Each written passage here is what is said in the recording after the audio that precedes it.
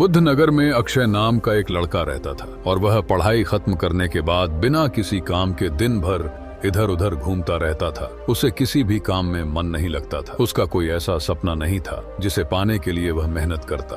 अक्षय के माता पिता उसकी इस स्थिति को देखकर चिंतित रहते थे। उन्होंने कई बार उसे समझाने की कोशिश की, लेकिन हर बार वह उनकी बात अनसुनी कर देता था। दोस्तों, आज की कहानी बहुत ही ज्ञान भरी है। आप इस कहानी में खो ना जाएं।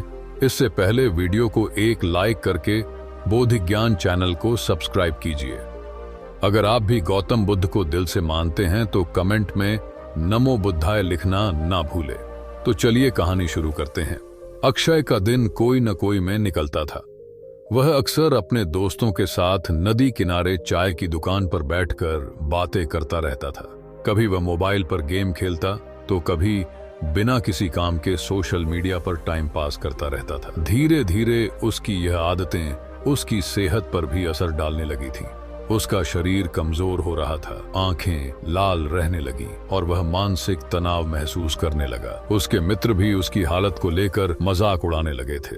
एक दिन उसके दोस्त ने हंसते हुए कहा, अरे अक्षय, तुम तो इसी चाय वाले की दुकान के ग्राहक बनकर रह जाओगे। तुम्हारे जीवन का क्या मतलब है? यह सुनकर अक्षय को बुरा तो लगा, लेकिन उसने अपने दोस्तों के बातों को ध्यान से नहीं लिया। लेकिन एक सुबह जब सूरज पूर्व दिशा से निकल रहा था और बुद्धनगर के लोग अपने अपने कामों में व्यस्त थे, अक्षय ने सोचा कि आज वह थोड़ा फिरने जाएगा। अक्षय बिना किसी लक्ष्य के चलते नगर के बाहर स्थित बौद्ध मठ तक पहुंच गया। वहां पहुंचा तो देखा कि वहां का वातावरण बहुत ही शांत था।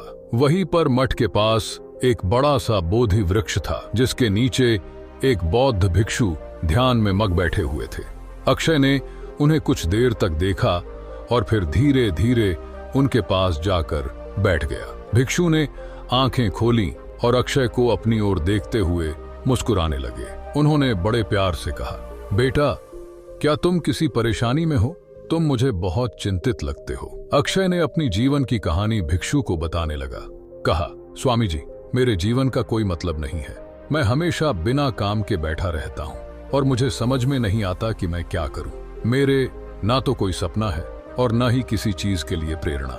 भिक्षु ने कुछ देर तक अक्षय को ध्यान से देखा और फिर गहरी आवाज में बोले, बेटा, खाली बैठना सबसे बड़ा शाप है। तुम्हारा मन और शरीर दोनों ईश्वर ने दी हुई अमूल्य देन है। यदि तुम इन्हें बिना समय में बर्बाद करोगे तो तुम्हारा जीवन भी बर्बाद हो जाएगा। इसलिए मैं तुम्हें कुछ सफलता के 10 नियम बताता हूँ। यदि तुम इन्हें अपने जीवन में उभरते हैं तो तुम्हारा जीवन जल्द ही बदल सकता है। अक्षय का इसी बात पर मन भर आया। उसने अपने सर झुकाया और भिक्षु की बातों को ध्यान से सुनने के लिए तैयार हो गया। नंबर 1, सपनों को लक्ष्य में बदलना सीखो। भिक्षु ने कहा, हर किसी व्यक्ति के मन में कोई सपना होता है, परंतु केवल सपने देखना ही पर्याप्त नहीं है। जो अपने सपनों को लक्ष्य में बदलते हैं वही सफलता प्राप्त करते हैं। सबसे पहले आप यह तय करो कि तुम्हें अपने जीवन में क्या खोना और क्या पाना है। यदि तुम यह नहीं जानोगे तो तुम्हारा जीवन बिना दिशा के एक भटके हुए जहाज की तरह होगा। यह सुनकर अक्षय ने सोचा कि उसने अपने जीवन में कभी कोई लक्ष्य निर्धारित ही नहीं किया था।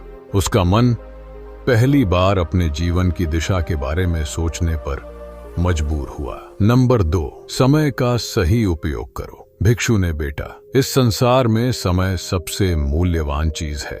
यदि तुम समय को बर्बाद करते हो तो यह कभी लौट कर नहीं आएगा।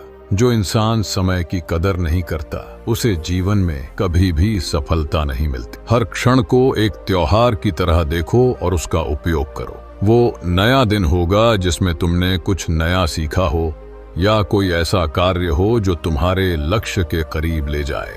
भिक्षु ने एक उदाहरण के तौर से समझाया। एक समय में एक राजा था जो बहुत आलसी था।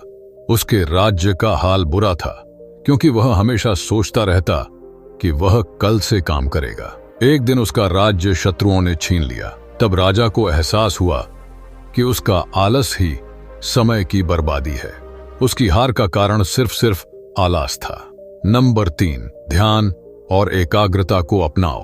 ध्यान वह साधन है जो तुम्हारे चिंतित मन को एकाग्र करता है। यदि तुम रोज ध्यान करोगे तो तुम्हारा मन शांत होगा। नंबर 4, हर नाई सुबह जल्दी उठना। छोटी छोटी आदतें विकसित करो। पढ़ाई करना या व्यायाम करना या छोटे मोटे सुधार तुम्हें करने होंगे। कि उसने सोचा कि अगर वह अपनी आदतें सुधारना शुरू कर दे तो शायद उसका जीवन भी बेहतर हो सकता है। नंबर 5, अपनी स्वास्थ्य का ध्यान रखो। भिक्षु ने गंभीरता से कहा, एक स्वस्थ शरीर में ही स्वस्थ मन का निवास होता है। यदि तुम अपने शरीर का ध्यान नहीं रखोगे तो तुम्हें सफलता प्राप्त करने में कई सारी कठिनाई होगी। तुम व्यायाम करो, अच्छा सा आहार लो और अपनी दिनचर्या में संतुलन बनाए रखो। स्वास्थ्य ही सबसे बड़ी पूंजी है। नंबर 6, अपनी सोच सकारात्मक रखो। भिक्षु ने कहा, यदि तुम अपने जीवन में सकारात्मक सोच अपनाओ तो तुम्हें हर परिस्थिति में अच्छा देखने की आदत हो जाएगी। तुम अपने विचारों को नियंत्रित करो क्योंकि वही तुम्हारे रोज कामों को प्रभावित करते हैं। नकारात्मक सोच सिर्फ बाधाएं खड़ी करती है। नंबर 7, आत्म अनुशासन का पालन करो। आत्म अनुशासन के बिना तुम किसी भी लक्ष्य को प्राप्त नहीं कर सकते। भिक्षु ने कहा, खुद को अनुशासित करना सीखो। यह जाने कि अपने आप को कब क्या करना है और कब क्या नहीं करना। अपने समय और ऊर्जा का सही दिशा में उपयोग करना सीखो। उम्मीद करता हूँ कि आपको यह कहानी खूब पसंद आई होगी। हमारे और आपके बोधि ज्ञान चैनल को सब्सक्राइब करें और वीडियो को लाइक करें। मिलते हैं अगले वीडियो में। अपना ख्याल रखें। कमेंट में नमो बुद्धाय लिखना ना भूले।